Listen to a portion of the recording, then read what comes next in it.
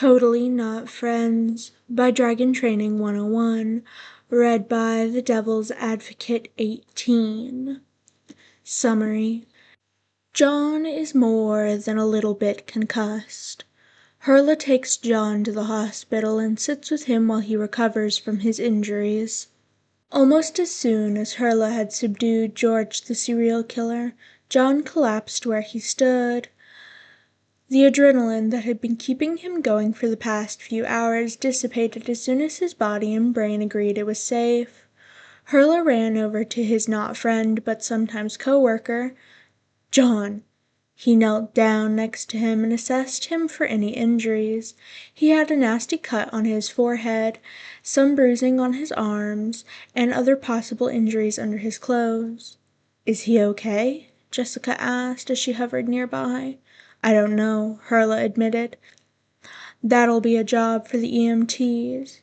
He looked around and noticed some of the wildlife coming out to see what was happening, perhaps smelling the blood. I need to get him out of here." With practiced ease, Herla picked John up. He looked over at the ghost of the young woman. "Police will be here to arrest him soon.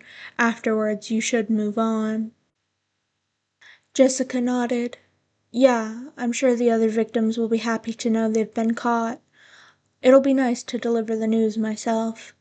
Maybe we'll take turns and come back to haunt them now and again." "Wouldn't recommend it," Herla stated, feeling like he didn't need to go into an explanation before he headed back the way he came, with John in his arms. After a bit of a trek, Herla managed to make it to the edge of the woods where his horse and dog were patiently waiting for him. He set John down and pulled the unconscious man's walkie-talkie off its belt clip. He pressed the talk button. "To whoever is listening, this is King Herla. Ghost Hunter Jonathan is injured and in need of medical assistance. We're located near the northern east exit of the Chappaqua National Forest. Send police and EMTs." Copy that, Herla. Help is on its way," a disembodied voice stated through the walkie-talkie. Herla set the radio down and began assessing John's injuries. Once more, now that they were in a better lit area. The head wound looked pretty bad, but at least the bleeding had stopped. It didn't appear deep enough to require stitches. The nomadic king stood and walked over to his horse. He reached into the saddle and pulled out a bottle of water and several rags. He stepped back over to John, knelt down, and began cleaning the blood away. That way, it would be easier for the EMTs to tend to the injury. In the distance, he could hear sirens, but they were still too far away. He skipped over the bruises he had seen earlier, determined that they weren't life-threatening. Carefully, he lifted the much younger man's shirt to check for more bruising. Despite being around for dozens of centuries, Herla nearly threw up at the sight of John's bruised chest. Either he had a bad fall while running, or those two murderers had kicked him around before he managed to get away. He pulled the shirt back down and moved down towards John's leg. If he had fell, he probably has a sprained ankle, or a break he's unaware of.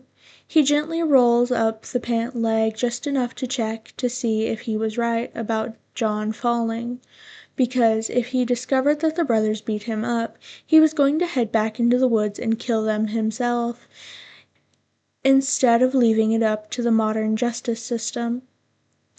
Herla nearly breathed a sigh of relief when he saw that John's right ankle was swollen. His not friend wasn't beaten. He was still angry, though.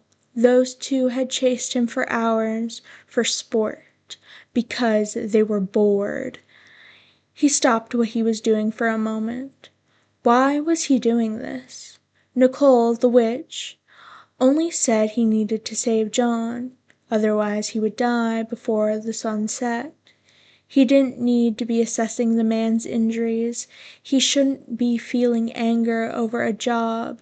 Sure, those wastes of skin were horrible people, but that shouldn't affect him as long as they've passed on to the afterlife. The king shook his head. The blue and red lights lit up around him. Once the ambulance and police were in sight, he picked John back up and carried him to meet the first responders. A few hours later, Hurla found himself sitting in the most uncomfortable chair ever made, listening to the steady beeps of a heart monitor. John is still unconscious after his whole ordeal in the woods. According to the doctor who was taking care of him, John would probably sleep through most of the night. Once he woke up, depending on how he felt, determined if they would admit him for observation or not. One of the nurses had suggested Hurla could come back later after he himself got some rest, but he insisted on staying. He knew Jonathan didn't have anyone else, and leaving him alone in a hospital after everything he went through didn't seem right. After a while, without meaning to, Hurla managed to fall asleep. As always, he dreamed of the family he lost centuries ago, but this time, for some strange reason, Jonathan was there. The modern man sat with his family as they dined in celebration. What they were celebrating, Hurla didn't know. He just knew he was happy. The scene shifted to him standing alone in what used to be his throne room. The dwarf king had just left after apologizing profusely for what had happened. Neither of them were aware of the time difference. The scene shifted again, the dwarf king offering him the fruits of immortals in hopes of forgiveness, but instead of the dwarf king it was Jonathan handing him the fruit. He was smiling from ear to ear as if it was a secret he was eager to share but wouldn't. Hurla was startled awake by someone screaming. He sat bolt upright and quickly took in what was happening. John was awake and freaking out. He stood and walked over to his not friend but kind of friend. "It's okay, Jonathan," Hurla said as calmly as possible. He didn't dare touch John, fearing he might be violent in his current state of mind. "You're in the hospital." John looked at Hurla and seemed to calm down almost instantly. He then looked around, taking in his surroundings. Yeah, I am." He looked back at Hurla. "What happened? What do you remember?" Hurla asked in return. John thought for a moment, as flashes of the day flooded back into place. "I was investigating a possible ghost that was supposedly luring people into the woods and killing them. Turns out it was two brothers murdering people for sport. I spent 2 hours running through the woods, regretting that I never took up jogging. The ghost of the last victim and the Sphinx helped me get away, but eventually one of them caught up to me, and then you showed up and shot him in the arm. I tied him to a tree, and you made a quip about me waiting until the last minute.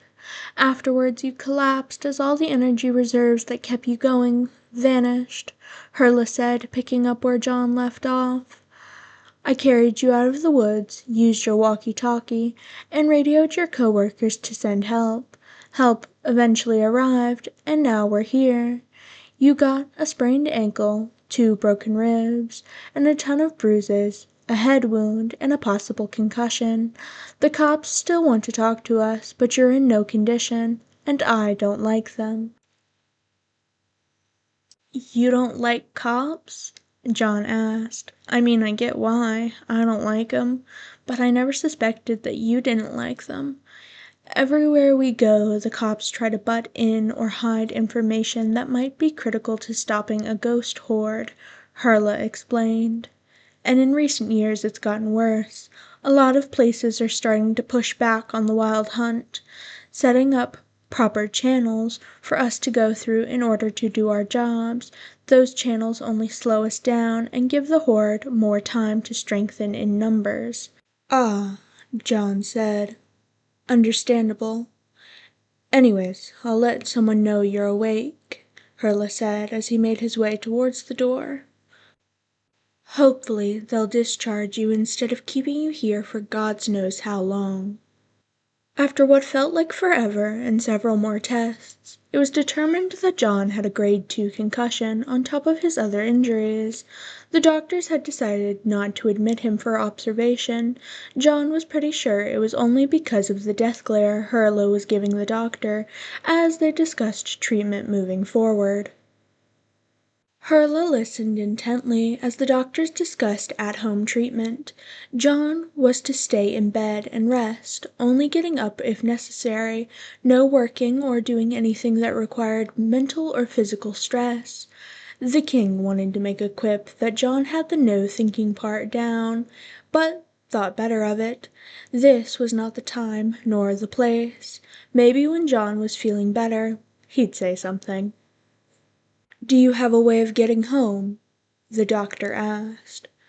"I could probably get an Uber," John answered, unsure if that was okay. "I can get him home," Hurla offered. "You don't drive," John pointed out. "No, but my horses can fly and get you home faster than any car can," Hurla argued. "I don't really recommend flying as the best way of getting him home," the doctor interjected.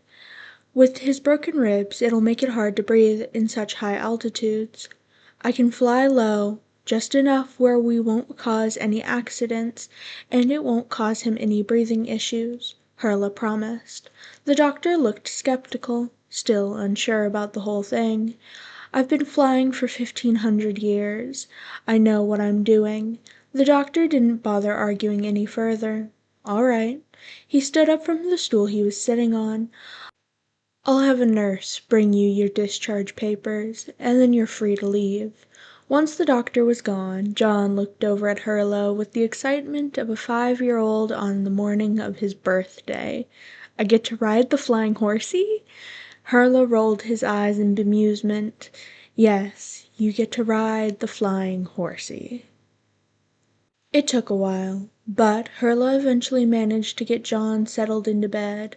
Once he was sure the man was going to finally stay put and go to sleep, he headed out to the living room area. He picked up John's home phone and called one of his lieutenants, who he knew had a cell phone.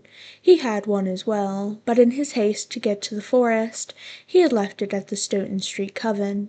After a few rings, someone picked up. "Alette speaking. Who is this?" "Alette, it's Hurla. How goes the hunt?" Hurla asked. "It went well, sire," Alette responded. "The spirits put up a bit of a fight, but nothing we couldn't handle.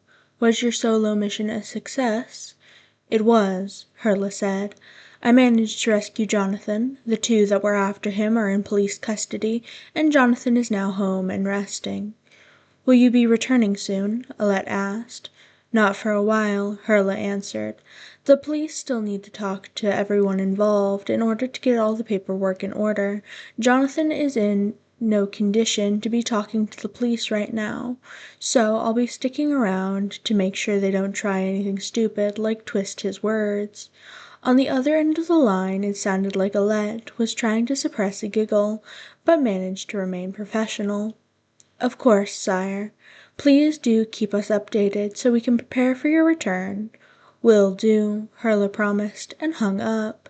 He sat on the couch and picked up a random book off the table. He figured if he was going to stick around, he might as well find a way to pass the time. This was Totally Not Friends by Dragon Training 101. Read by The Devil's Advocate 18. I hope you all enjoyed, and until next time.